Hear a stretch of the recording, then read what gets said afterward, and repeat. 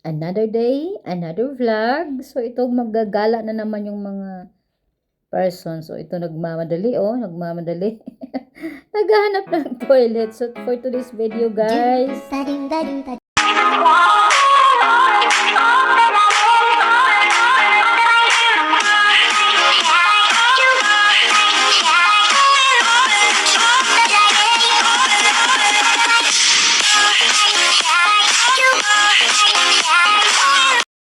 So, for today's gala, nasa Hamburg kami. Harbor. And, yes, the panahon is so good. Not so hot, not so cold. It's just nice, but we need to wear a jacket because the wind is a bit cold. So, yun, as a vlogger, vlogger, yan, lakad na naman si Inday, sumusunod na naman yung ating camera dyan, yung ating kasama dyan, busy din siya sa kanyang pagkukuha ng picture na parang tourist din siya, diba? Minsan parang inisip ko parang ikaw pa yung tourist dito, parang hindi ako, kasi siya pa yung sobrang busy na kumukuha ng mga pictures and videos. So ito guys, plan namin na mag ferry tour. Ito ay kasama sa train ticket na binayaran namin. So ito, try namin mag ferry tour. So sabi nga niya, ang tagal na daw niyang hindi ito na experience, siguro ilang years na. So kasi nga ayaw nga niya mag ganito na wala siyang kasama, syempre. Mag-isa lang siya. So we take the opportunity, our privilege, my privilege to enjoy the place of Hamburg kung saan pinanganak yung aking asawa.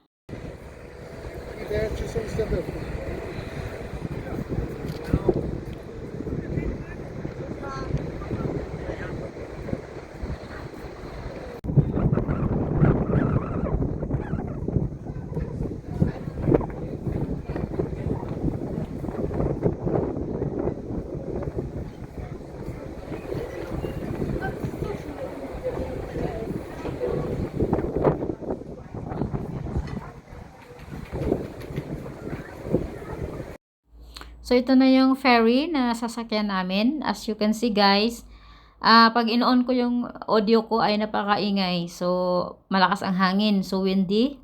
So, minabuti ko na lang na i-silent yung ating video for today. So, yun. Mag-voice over na lang tayo. So, ito yung ating ferry na sasakyan.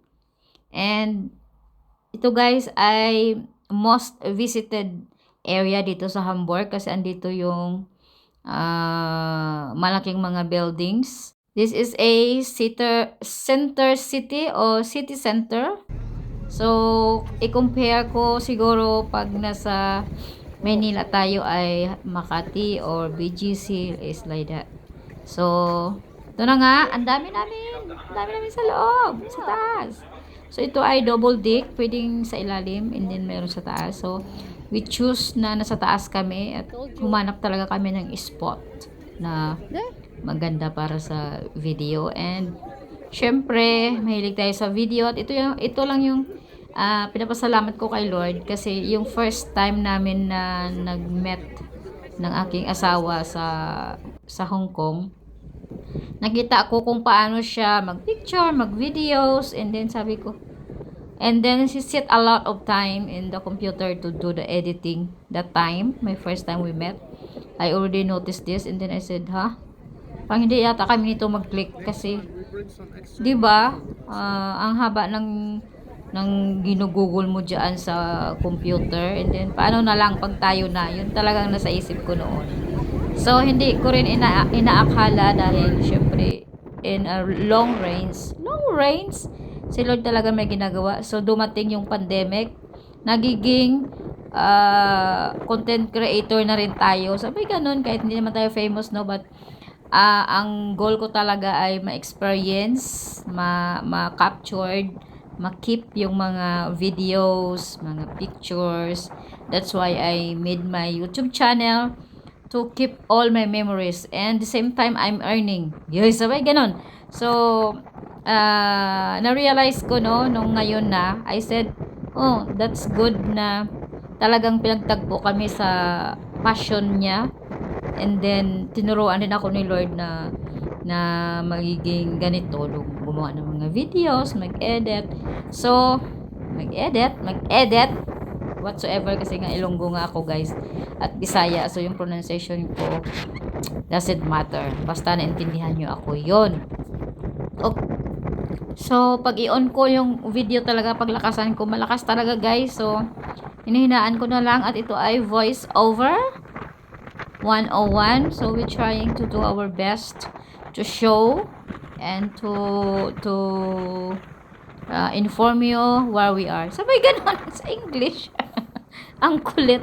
So, we really enjoy guys sa ferry tour dito sa Hamburg, and really, I enjoy the heat. Oh, kahit hindi pa ako, parang sabi ko, ay nako, pumunta lang ako dito sa Germany para magpaitim. So, umitim talaga ako dito guys, and yung kulay ko at kulay ng husband ko, similar na. So smile naman siya ng matindi kasi gustong-gusto niya yung ganyang kulay.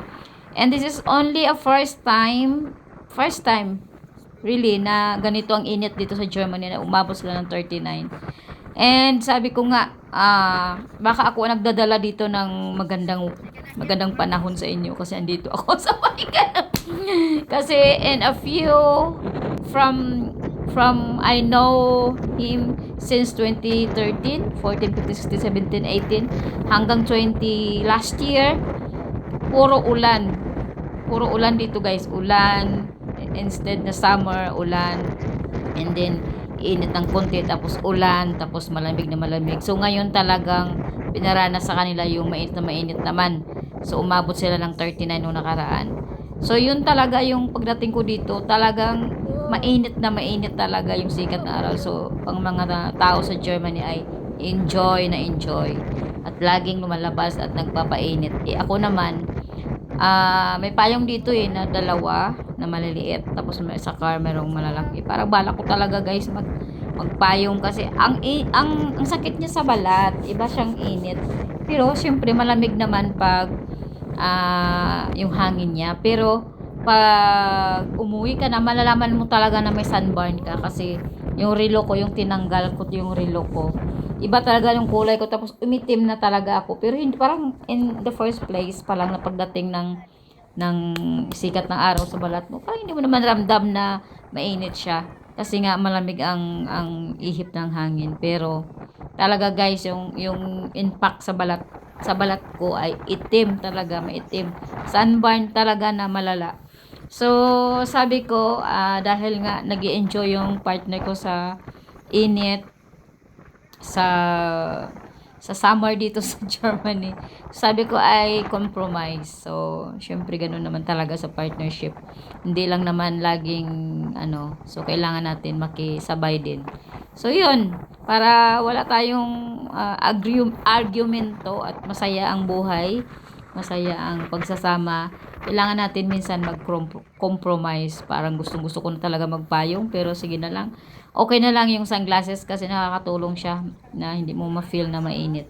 Kaya lagi ako naka-sunglasses.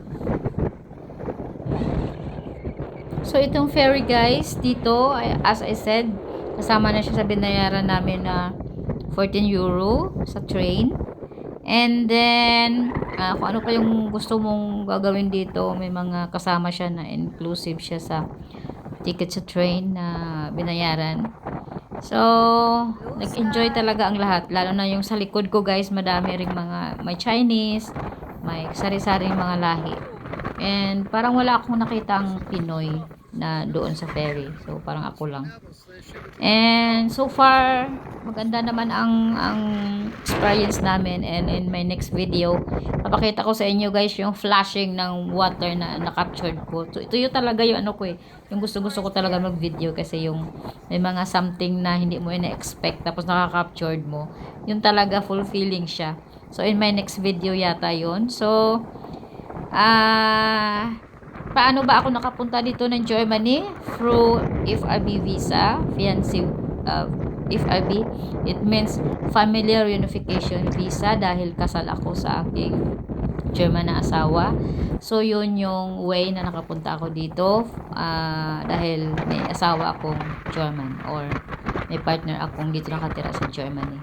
So, may mga video ako na in-upload dyan paano mag-apply, anong mga process at ano yung mga experience ko for the applying F1B visa. So, check out sa aking mga video guys.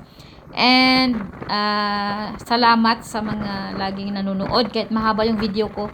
May nanonood talaga, so that's the reason why I keep uploading my videos kahit naman hindi naman talaga tayo professional, but as I said, I want to capture the memories, the things that we did every day.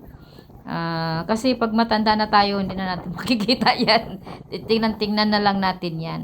So, yun talaga ang aking aim at ma-inspire din kayo na nangangarap na makapunta ng ibang bansa. Keep dreaming!